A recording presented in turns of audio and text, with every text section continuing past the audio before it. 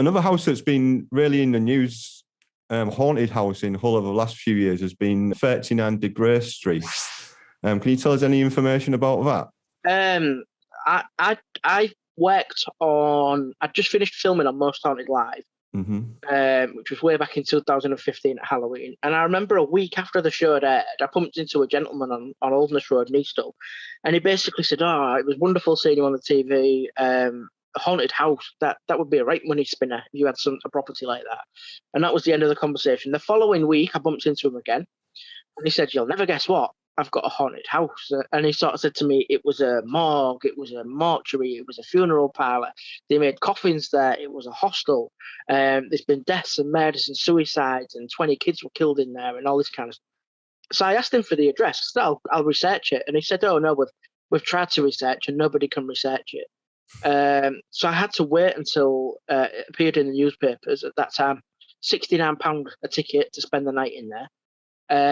And the property was 39 De Grace Street.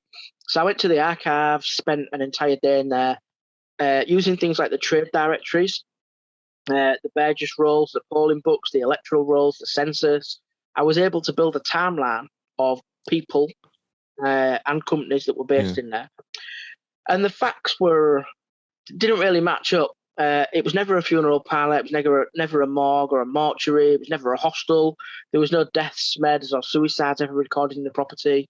There was never 20 kids killed in there or died in there or anything like that. One of the stories was that no one would live in there, and that the previous occupant had been dragged out the bed. She'd been held against the wall, and she'd called the police, and the police turned up and ran away from the property. So I managed, using the electoral roll, I managed to trace the last person to live in there. And I contacted her through social media, lovely lady. And she basically, her first comment to me was, "It's all a load of rubbish." Right. And she lived in there, and she said it was a lovely family home. There was never any incidents of paranormal activity. She was never dragged from the bed or held against the wall. She never called the police. So then on the flip side of that, to confirm her story, I got in touch with Humberside Police and sent them a Freedom of Information request. And they as well confirmed that they'd never been called to the property and they'd never had to deal with any paranormal activity in there or anything like that. So the story just started to crumble. It was actually owned by a family called the Hardacres. I don't know if you remember Hardacres Removals in Hull. Yeah, I think so. They had it.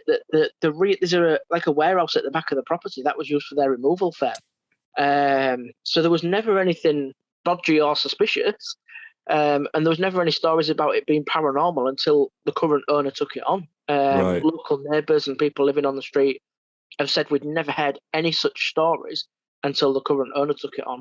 So historically speaking, all the stories that they're coming out with are rubbish. They're all nonsense. Is this something you have to come up, I guess, like with the, I mean, you'll have known, you've been in this game for a while now.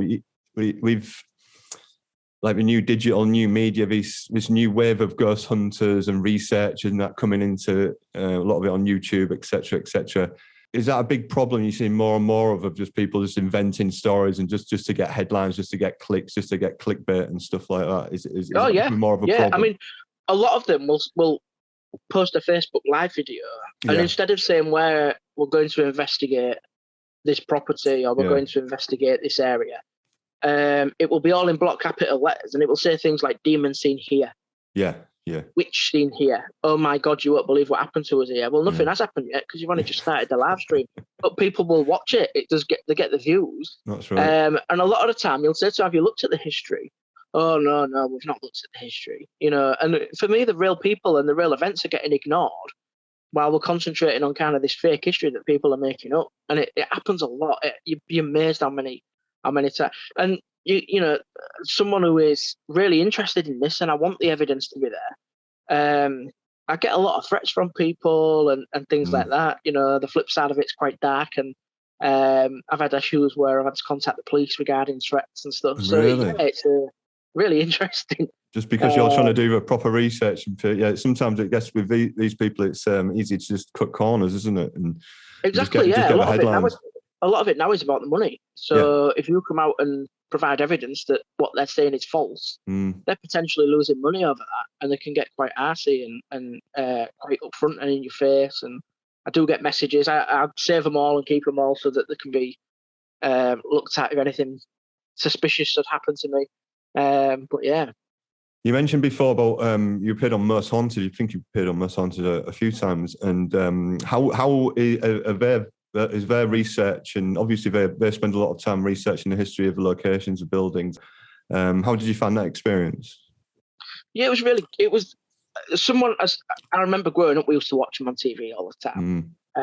My wife and I would watch them every week. We'd watch all the live shows and stuff like that. So to be given that opportunity to work on it and see how it's made and things, and just meet them and talk to them and be in the same room as them, it was such a wonderful experience, because you always hear rumors from people, oh, this is made up and this is fraud and this is faked.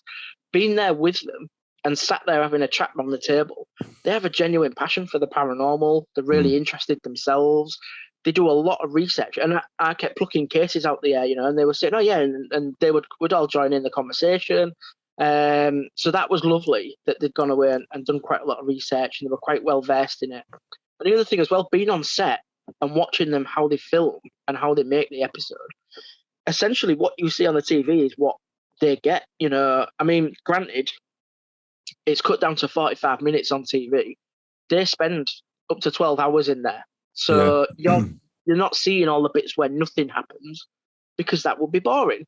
Yeah. You're just seeing the highlights, basically. But there were times when you'd be stood there freezing cold, waiting for stuff to happen, and nothing was happening. And then there was, on the flip side of that, stuff happened that we never got on camera. We basically had a locked off room where we sat and had sandwiches and something to eat, and we ordered a takeaway between filming. And myself and there was a gentleman that came along, and his daughter was on the crew, and he'd just brought her. He was the driver, basically, and he was just sat around with me, and we were eating sandwiches and having a cuppa, and it was the middle of the night, and we were on our own in this area that was completely locked off from anyone, and we could hear footsteps walking through the building. But the footsteps were like, they had no shoes on. So it was like bare feet, like slapping on the floor. And it sounded like they were wet. And we walked out into the hallway and there was no one there. And, I sort of turned to him and I was like, we're on our own and they're off filming like right at the other end of the building. What the hell was that? And he was real skeptical. And at that point, he was like, I have no idea. And he I could see him trying to rationalize it. So we never got that on camera. That was filmed. That was not filmed. It wasn't part of the show, and it was never discussed in the show. And it was a really interesting piece, because you've got this guy who doesn't believe, who's now faced with the fact that something a bit weird's going on, and we can't explain it.